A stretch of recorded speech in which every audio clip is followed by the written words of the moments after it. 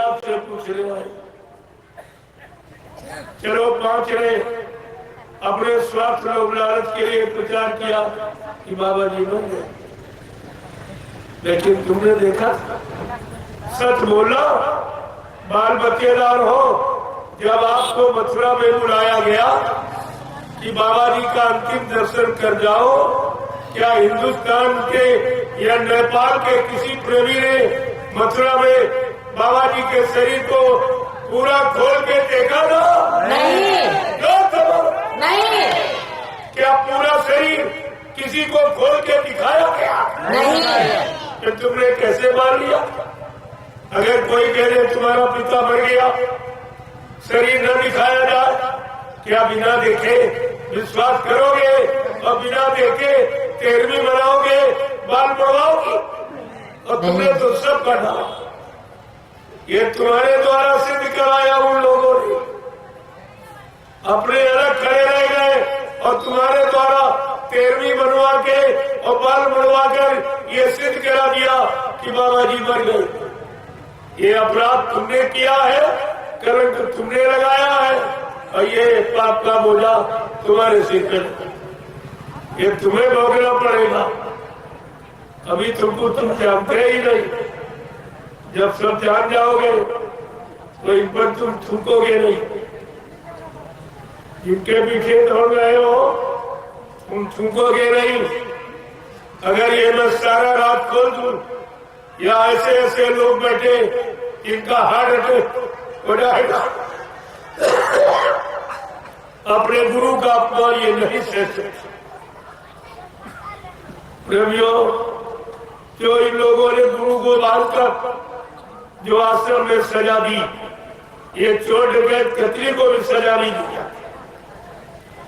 जब इनको गुनाहों को आप जब वाकिफ होगे, जानकारी हो जाएगी, तब तुम इन पर थूकोगे।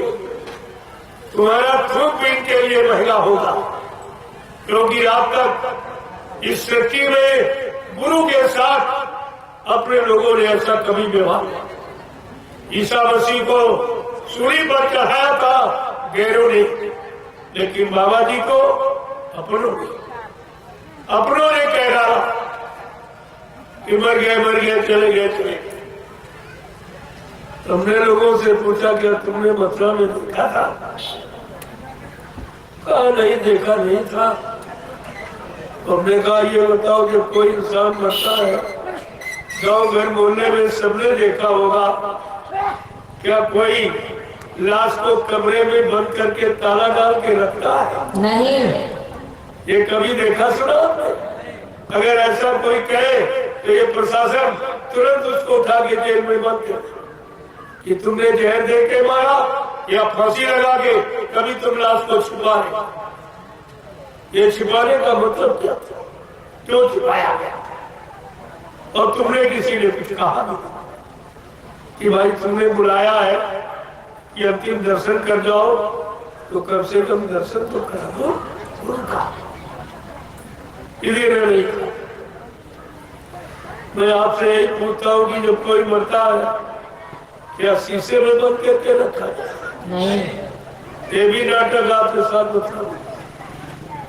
क्या लाश को सामने न रखकर ऊपर मंच पर ऊंचे रखा जाता? ये दर्शन कराने का कौन तरीका? और दर्शन भी नहीं, केवल ऊपर न किया। कराते कैसे? अगर शरीर होता तो कराते, उतना का दर्शन क्या कराते? वो तो रात खोल जाता। वैसे मैंने पूरा रात खोल दिया, तो बाकी नहीं रखा सब। और हाई कोर्ट इलाहाबाद में 17 अक्टूबर 2017 को फैसला भी ले लिया। इन दोनों को अवैध माना, उज्जैन वाले को और मथुरा के ड्राइवर को, क्योंकि ये दोनों ट्रस्ट के मेंबर नहीं। आप जानते हो, पढ़े लिखे हो, कि मेंबर को संस्था का कार्यवाहक रूप में काम करने का मौका दिया जाता जब तक किसी पद की सत्यता जाहिर नहीं हो जाती, तब तक वो कार्यवाहक रूप में कार्य कर सकते। मैं मथुरा वाला ड्राइवर मेंबर, मैं उज्जैन वाला और तुम्हारे बिहार से इन पे मुकदमा कर दिया कि सिद्ध करो। जब ये कानून नियम सिद्धांत बना हुआ कि मेंबर कार्यवाहकों में काम कर सकता, ये दोनों मेंबर नहीं है, अवैध है, लिया जाए पर मुकदमा किया। जो भी तुम सेवाएं दे रहे हो या आज तक आपने दी है, वो सब इसी रिश्वत में खर्च की। गुरु की सच्चाई छिपाने में तुम्हारी सेवा जाती।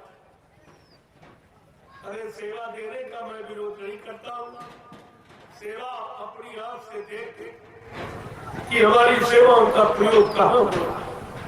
अगर अच्छे काम में होगा तो अच्छा लाभ मिलेगा, और बुरे काम अपने स्वार्थ और लालच में कोई खर्च करेगा तो उसका खामियाजा तुम्हें भी भोगना पड़ेगा। इसलिए बहुत सोच समझ ये सब काम करने की जरूरत है। अल्लाह तो दो ने बचाया, एक कह रहा बाबा जी हमको वसीयत कर दे, एक कह रहा हमको बाबा जी नाम पावर दे गए। तो मैंने पूछा क्या हिंदुस्तान में दो ही चेले, इन 45 करोड़ का क्या होगा? 1 करोड़ 4 बोरा पहनने वाले ये तपस्या कर रहे, इनका क्या होगा? हिंदुस्तान के या नेपाल देश के लोग जब सुनेंगे तो क्या कहेंगे कि बाबा जगमुदेव जी महाराज के 45 करोड़ चेहरे थे और 1 करोड़ 4 बोरा पहनने वाले, क्या इसमें कोई काबिल नहीं निकला जो गति उसको सौंपी जाती? काबिल निकला तो 2.5-3 बरस का ड्राइवर जो शराबी, न शाकाहारी है, न गुरु का शिष्य है, न नामदारी है, न संस्था का मेंबर है, न कभी 1 रुपए सेवा दिया, न 1 जरिया कभी मिट्टी डाली, वो सारा मरी मर गया। तुम क्या रहे? तुम्हारी समझ में कुछ नहीं आया। तुमको क्या मिला? इतने दिनों से जो तुम सेवा कर रहे हो, सेवा दे रहे हो, तुमको कुछ नहीं मिला, और जिसने कुछ नहीं किया वो संभाली बन। ये आपको सोचना चाहिए। मैं अभी केवल इशारे ही कर रहा हूं, जानता तो सब हूं, लेकिन अभी बताऊंगा नहीं। जब तुम्हारे अंदर इच्छा देखूंगा, गुरु के तरफ कोई हमदर्दी, गुरु में कोई आस्था, कोई विश्वास प्रेम देखूंगा तो सब तोड़ के बता दूंगा। लेकिन धीरे धीरे आप सुनते जाइए, देखते। मैंने शुरुआत में ही कहा था, जिन लोगों ने कहा कि गुरु जी मर गए, चले गए, तुम देखते जाना, तुम्हारे सामने ये सब मुर्दा होते चले जाएंगे। मथुरा में तो झाड़ू लग गया, एक बचा सब मर गए, क्या एक बचा, वो भी सांसे भर रहा। आप देखते जाइए, उनसे कपट, संघर्ष से चोरी की वो निर्धन की वो कोढ़ी, ये सजा है कुदरत को। अब उसे कपट किया गया और संघर्ष से चुरा के धन रखा, और तुम सब सोते रहे, तुम्हारी समझ में कुछ नहीं आया। अरे मथुरा गए थे तो कम से कम ये 60 साल का की जो सेवा, उसके बारे में आपको जानकारी लेनी चाहिए। वो सेवा कहाँ गई, क्या काम किया गया? प्रेमियों के लिए कोई व्यवस्था बनाई गई, कोई आवास बनाया गया, कोई सुख सुविधा दी गई? आखिरकार इतनी लंबी पूंजी जो बाबा जी के हाथ में लोगों ने पकड़ाई, वो कहाँ चली? न उसका हिसाब तुमने लिया, और जो अभी दे रहे हो इसका भी हिसाब तुम्हारे पास। कहाँ खर्च हो रहा, किस काम में खर्च हो रहा? और मैंने किसी से कोई सेवा नहीं की। और 2 आश्रमों का निर्माण मैं विशाल में करूँ, 250 बीघे जमीन, 2 आश्रमों का निर्माण कर दिया, और कोई सेवा किसी से नहीं करी। मैं पहले कभी मांगी, न आज मांगता। जो प्रेमियों ने स्वेच्छा से 1 रुपया 10 रुपया श्री 25-50 दिया। उसी से मैंने नैमिषारण्य की पावन पवित्र भूमि पर 2 आश्रमों का निर्माण किया और प्रेमियों को ठहरने की जगह। तुम्हें तो हमें मालूम नहीं है कि कैसी स्थिति बनने जा रही।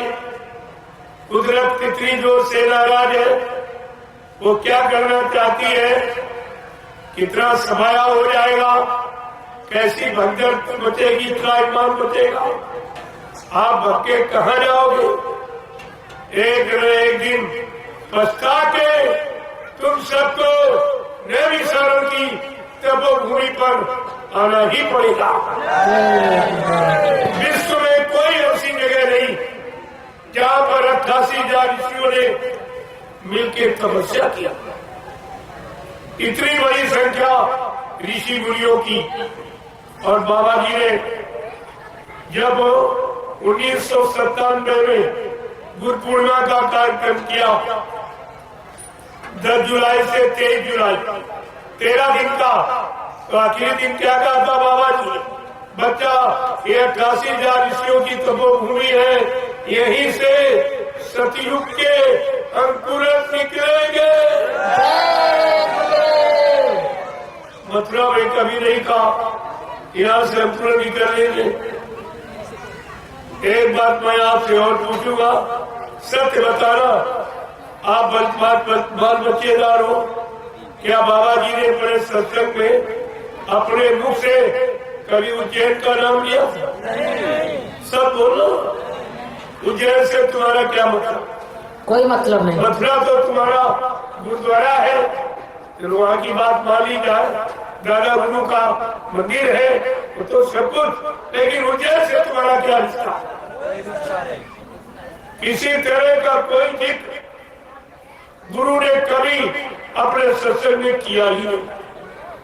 और तुम्हारी बुद्धि में तुम गुरु की बात मानने गए थी कि चेले की बात पर? गुरु की। जो चेला गुरु का नहीं हुआ, क्या तुम्हारा हो जाएगा? नहीं। जिसने गुरु को नहीं बख्शा, क्या तुम्हें बख्श देगा? नहीं। ये तो बात आपको जानकारी रखनी चाहिए। 4 अप्रैल 2005, ये तारीख के लिए लोग कोई नहीं बताएगा। 4 अप्रैल 2005 तुम्हारे बिहार से एक व्यक्ति गया और मथुरा में और कहा, बाबा जी कि हमारे पिताजी तो नामदान देने लगे, कहते स्वामी जी का आदेश हो गया। बाबा जी ने तुरंत हस्तलिखित पत्र समस्त संगतों को, देश की समस्त संगतों को भेजा कि बताओ, मैंने हिंदुस्तान में किसी को भी नामदान देने का न कोई अधिकार दिया, न हमारी कोई अभी ऐसी वोट है।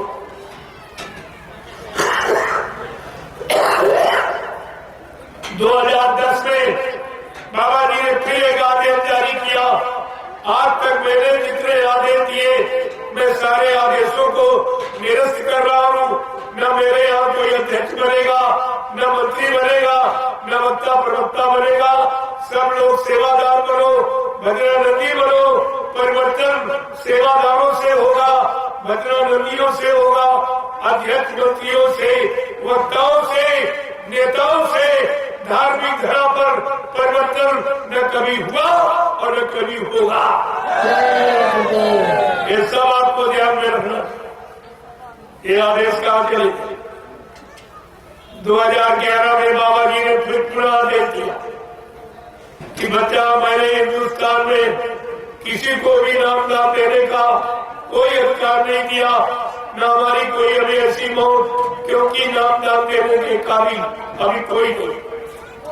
जो बड़ी जीवात्मा को जगा लेगा, परमात्मा से मिला देगा। और जो 7 जन्म आगे 7 जन्म पीछे जीव के पाप कर्मों को धोना जानता है, वो नामदान भी, नामदान देने का अधिकार प्रेमी उसको। और तुम्हें सत्संग मालूम नहीं, वचन भूल गए तो संज्ञा संदेह में चले गए, कुछ आपको नहीं मालूम। तो मैंने कहा, भाई नामदान तो ये पहले भी तो रहा था, जब बाबा जी नामदान देते थे, इसके बाद इनसे कहा जाता था प्रेमियों को दौड़ा के बता दो। ये पहले भी बताता था, दौड़ाता पहले भी था, आज भी दौड़ा रहा। मैंने कहा अरे भाई नामदान दे रहे कि नामदान सुना रहे? जो बाबा जी ने 5 नाम दिए, क्या इसके अलावा कोई 6, 7, 8वां नाम बता रहा जो करो नामदान दे रहा है? नामदान सुना, दोहराया, पहले दोहराता, और दोहराने के बाद ये खुद अपने मुंह से कहते, क्या कहते थे? ए अखबार वालों, ये नामदान मत छापना, और जो नए प्रेमी आए हैं लिखा कागज में याद तो ले लेना, नहीं कागज पर लिख लेना और याद कर लेना और फाड़ के कागज जला देना, किसी को दिखाना मत। अगर किसी नए को बता दोगे तो तुम्हारा नुकसान हो जाएगा और उसका कोई फायदा नहीं। ये सब बताता रहा और अपना खुद वही काम करते। तो ये क्या है? जब तैसी हो कविता तब तैसी मति होए और कार्य की लेख को मिल सके। जब पापों का घड़ा भर जाता तो प्रेमियों फूटता जाओ। धर्मशास्त्रों ने पहले लिख के बता दिया, विनाश कार्य विपरीत बुद्धि। जब जिनका विनाश होने को होता उनकी बुद्धि विपरीत दिशा में काम करती। कितनी अच्छी सच्ची बात बताओ, उनके भले लाभ की समझ में नहीं आती। क्यों? उनका पाप का स्वार्थ का घड़ा भर गया, वो फूटेगा। आपको ये सब जानकारी नहीं। मैंने लोगों से पूछा कि संत मत में वसीयत होती ही नहीं।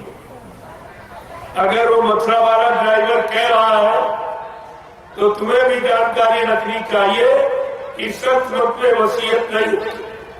संत अपना उत्तराधिकारी बना के, व्यवस्था चला के और सबसे पूछ के प्रमाणित करके तब जाता। और बाबा जी ने पहले ही बता दिया था, मेरी सजुगी व्यवस्था का संचालन कौन करेगा? उत्तराधिकारी कौन बनेगा? महाबली एक शासक होगा, धर्म मुकुट सिर पर धारेगा, धरा से देगा पाप हटाए और जय गुरुदेव की वाणी। लेकिन आप बोल गए, सब बोल गए। अगर ये सब याद होती तो कोई स्वार्थी लोभी लाठी अपने स्वार्थ लालच में तुम्हें फंसा नहीं सकता और गुरु की दया से तुम्हें हटा नहीं सकता था। लेकिन आपने कुछ नहीं रखा, कुछ नहीं। दूसरी बात मैंने कहा, ये बताओ, बाबा जी मथुरा में, आश्रम मथुरा में, मंदिर मथुरा में, जमीन मथुरा में, तो क्या बाबा जी वसीयत करने इटावा गए थे? क्या मथुरा में कोर्ट नहीं था? हाँ। ये सब आपसे पूछा जाएगा। मैं इसलिए आपको याद दिला रहा हूं, आगे ये सब पूछा जाएगा। क्या मथुरा में कोर्ट नहीं था जो बाबा जी वसीयत करने इटावा गए थे? ये प्रेमियों जालसाजी और जाली वसीयत खुल गई। आप देखते जाइए आगे क्या होता, सुनते जाइए और बच्चों को संभाल के रखें। जब एक एक वचन सिद्ध हो जाए तब मान लेना, हमें कोई जल्दी नहीं मनवाने की, लेकिन याद कराने की जल्दी जरूर, ताकि कोई व्यक्ति ये न कह सके कि हमको बाबा जी के वचन मालूम नहीं थे। बस हमें केवल इतना ही काम करना, सबको याद दिलाना। माना न माना ये खुशी आपकी, मैं मनवाने नहीं आया हूं, याद कराने आया। तो ये तो आपको ध्यान में रखना चाहिए। दूसरी बात, कैसे देश का प्रधानमंत्री राजा होता, क्या प्रधानमंत्री की गद्दी पर प्रधानमंत्री का ड्राइवर बैठ सकता है? जोर से बोलो। क्या प्रधानमंत्री की गद्दी पर प्रधानमंत्री का ड्राइवर बैठ सकता? नहीं, बैठने दिया जाएगा? नहीं, बैठ जाएगा तो गति की मर्यादा रहेगी या चली जाएगी? चली जाएगी। और आपने क्या किया? समृद्ध गुरु की गति पर ड्राइवर, वो भी शराबी बंद किया। गुरुओं की क्या महिमा रही, संतों की क्या महिमा रही, सदगुरुओं की क्या महिमा रही। इतना भारी करंट और आप उस करंटी के सहयोगी बन गए तो तुम्हारा क्या होगा? जो सजा चोर को, वही चोर के साथियों को सजा, उसमें कोई अंतर नहीं होता। आपको ये सब ध्यान में रखना चाहिए। लेकिन एक भी वचन आपके पास नहीं है जो बाबा जी ने 10 जुलाई 1952 से 2012 आपको सुनाया, एक भी नहीं। मैं सब आपके सामने रखे देता हूं, इनको आपको समझ लेना चाहिए। दूसरी बात, नामदान कौन देता है आज सृष्टि में, वो भी जानकारी आपको ले लेनी चाहिए। तब कोई नकली दाढ़ी बाल बढ़ा के गुरु का कपड़ा पहनकर गुरु बनकर आपको धोखा न दे दे, ये जानकारी ले लीजिए। नहीं तो फिर कोई तीसरा खड़ा हो जाएगा, फिर आप संज्ञा में चले जाओ। तो जब वचन तुम्हारे पास होंगे तो आपको कोई नहीं फाड़ सकता, किसी की ताकत नहीं है। तो आपको ध्यान में रखना चाहिए। सर्वप्रथम जब कलयुग में कबीरदास आए, उन्होंने साहब नाम जगाया। जो जीव जगाता है नाम, जो सत्य नाम को जगा लेता है, वही नामदान देता। ये प्रमाण है। कबीरदास ने जब साहब नाम जगा लिया तो जीवों को नामदान देना शुरू किया। और राधा स्वामी, देखिए कितनी बड़ी बात है। ये सब चीजें आपके सामने नहीं। जिसने जो नाम जगाया, उसी नाम का आधार से नामदान दिया। जब गुरु नानक देव जी महाराज ने वाहे गुरु नाम जगाया, तब जीवों को नामदान देना शुरू किया। शिवदयाल सिंह महाराज ने जब राधा स्वामी नाम जगाया, तब जीवों को नामदान देना शुरू किया। और बाबा जी ने जब जय गुरुदेव नाम जगाया, तब जीवों को नामदान देना शुरू किया। ये संत मत की प्रेमियों मर्यादा। मैंने उज्जैन में जाकर इससे कहा, अरे तू भी कोई नाम जगा ले और नाम दे तेरा भी मान लिया। लेकिन संत मत की मर्यादा के अनुसार ऐसे नहीं। तो आपको ये सब ध्यान में रखना चाहिए कि नामदान देने वाला होता तो, क्योंकि नामदान की बात जगाए नाम से जगती है, सुनाने और पढ़ाए नाम से नहीं। ये सब आपको ध्यान में रखना चाहिए। लेकिन आप तो सब बोल गए, तुम्हारे पास कोई भी जानकारी किसी तरह की अगर जानकारी होती तो आप इतनी बड़ी शंका श्रद्धे पूर्व ब्रह्म नहीं करें। तो कितना बारी आपने अपना नुकसान कर लिया। बाबा जी ने यह भी कहा, भगवान राम को परिवर्तन में